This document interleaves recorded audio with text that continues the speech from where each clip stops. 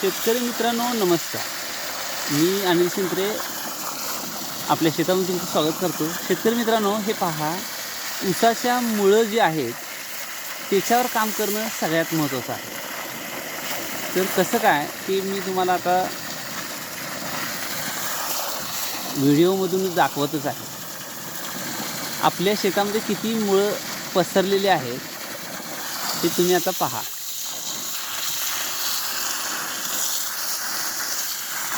मग तुमच्याही लक्षात येईल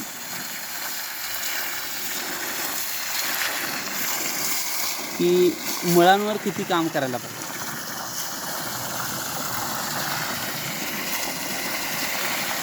आता मी पाणी बंद करतो म्हणजे तुम्हाला मुळं आपली किती ॲक्टिव्ह आहेत हे लक्षात येईल शेतकरी मित्रांनो.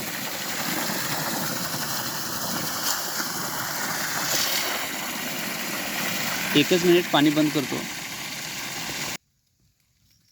तर शेतकरी मित्रांनो, मुळं पाहू शकताय तुम्ही किती पसरलेले आहेत. मुळांचं जाळं किती पसरलेलं आहे. आता पाणी मुरल्याशिवाय तुम्हाला इथली मधली मुळं दिसणार नाहीत. हे पहा,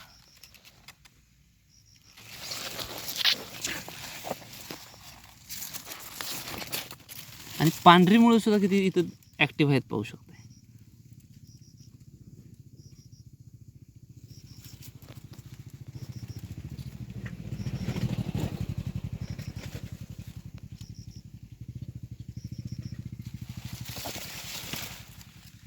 हे पहा, या पाण्यामध्ये सगळी मुळंच आहेत शेतकरी मित्रांनो.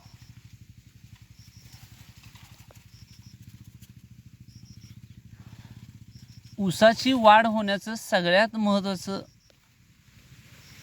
जो बेनिफिट म्हणजे ऊसानं आपली मुळं जी आहेत ती प्रचंड अशी पसरवली पाहिजेत शेतामध्ये.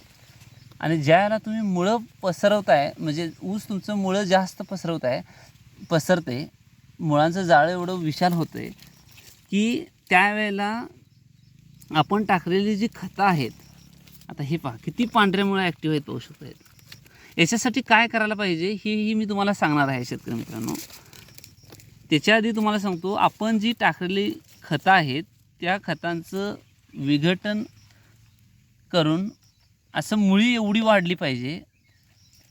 इथं जीवाणू भयानक आहेत शेतकरी मित्रांनो, कारण मुळांच्या सान्निध्यामध्ये जीवाणू बॅक्टेरिया भयानक पटीने वाढलेले असतात.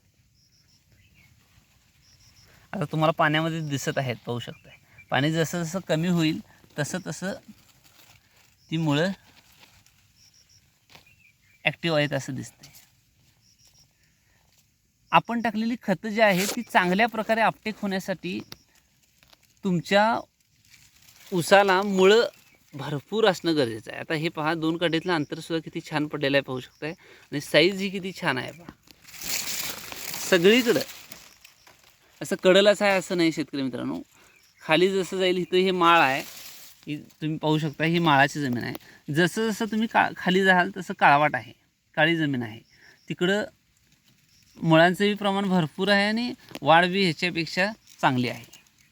तर शेतकरी मित्रांनो, काय करायला पाहिजे मुळं वाढीसाठी? पांढरी मुळी वाढली पाहिजे. पहिल्यांदा पांढरी मुळी वाढली की ॲटोमॅटिकच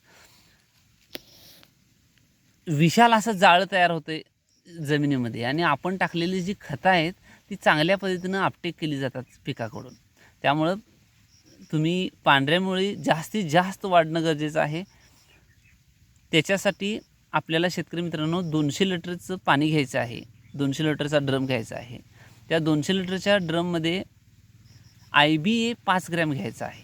IBA 5 ग्रॅम घ्यायचा आहे. इंडॉल ब्युटॉरिक ॲसिड, त्यानंतर ते सॉल्व्हंटमध्ये मिक्स करून ते त्या 200 लिटरमध्ये टाकायचं आहे. त्यानंतर ह्युमिक ॲसिड घ्यायचं आहे अर्धा किलो. IBA 5 ग्रॅम घ्यायचा आहे, ह्युमिक ॲसिड अर्धा किलो घ्यायचा आहे, आणि सेंद्रिय गूळ 2 किलो घ्यायचा आहे. आणि ते मिश्रण चांगलं मिक्स करायचं आहे, सकाळी एकदा आणि संध्याकाळी एकदा काठीच्या साहाय्यानं. आणि तुमचं ड्रीप असेल तर ड्रीपमार्फत हे मिश्रण सलग 4, 5, 6 दिवस मिक्स करा चांगलं. आणि ते मिश्रण तुम्ही पाण्याबरोबर सोडू शकताय. पाण्याची टीजवळ ज्या वेळेला पाटपाणी चालू असतं पाण्याची टीजवळ चेंबरजवळ, त्या जागेला 200 लिटरचं ड्रम ठेवा. ज्यांचं ठिबक नाही आहे त्यांनी 200 लिटरचं ड्रम ठेवा आणि त्या ड्रममधून तुम्ही ते जे मी सांगितलेलं जे द्रावण तयार झालेलं आहे, IBA, गूळ आणि ह्युमिक ॲसिड यांचं जे द्रावण तयार झालेलं आहे, हे थोडं थोडं एक प्रत्येकाशी बारीक अशी धार लावा, जेणेकरून तुमचं पूर्ण 1 एकराचं किंवा अर्धा एकराचं पाणी संपेपर्यंत तुमचं हे हा एकरी डोस आहे. अर्धा एकराचं किंवा 1 एकराचं, अर्धा एकराचं असेल तर 3 ग्रॅम घ्या हे IBA आणि ह्युमिक ॲसिड पाव किलो घ्या आणि गूळ 1 किलो घ्या. असं बारीक पाणी हे करा, जेणेकरून तुमचं पाणी पूर्ण संपेपर्यंत आपली टॉकी संपली पाहिजे. असं नियोजन करा. थेंब थेंब थेंब उगाच बारीक जरी सोडलात तरी पण चालेल शेतकरी मित्रांनो. असं तुम्हीही नियोजन करा. आम्ही ठिबकच्या मार्फत सोडलेलं आहे ठिबकमधून, त्यामुळं प्रत्येक जागेला सगळीकडे समान पाणी पडतं ठिबकचं आणि ठिबकचं फायदेही भरपूर आहेत. तुम्हीही ठिबक करा शेतकरी मित्रांनो. हे आम्ही नेटाफेम कंपनीचं ठिबक जोडलेलं आहे.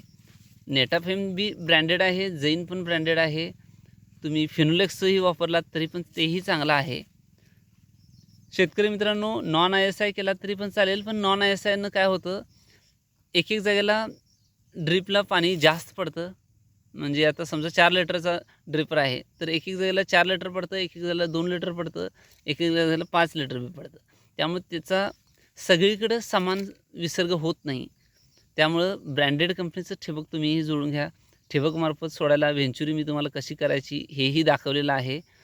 तुम्ही त्या पद्धतीने नियोजन केलात तर अतिशय चांगलं आहे ते.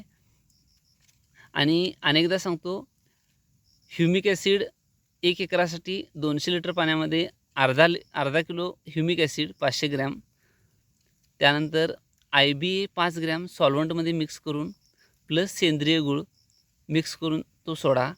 शेतकरी मित्रांनो, असं तुम्ही केलात तर तुमच्या ऊसांची मुळं जी आहेत, असं आता हे पाहू शकता पाणी कमी झालेलं आहे, असं विशाल असं जाळं तयार होतं. आणि विशाल असं जाळं तयार झालं.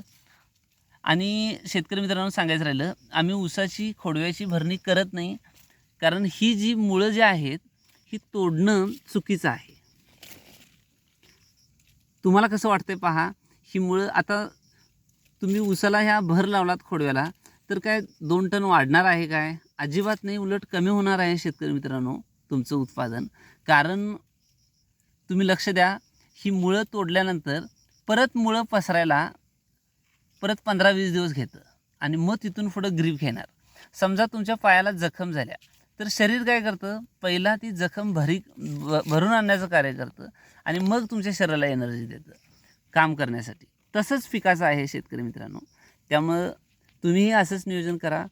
शेतकरी मित्रांनो, व्हिडिओला लाईक करा, शेअर करा, नवीन असाल तर सबस्क्राईब करा, फेसबुकला पाहत असाल तर फॉलो करा.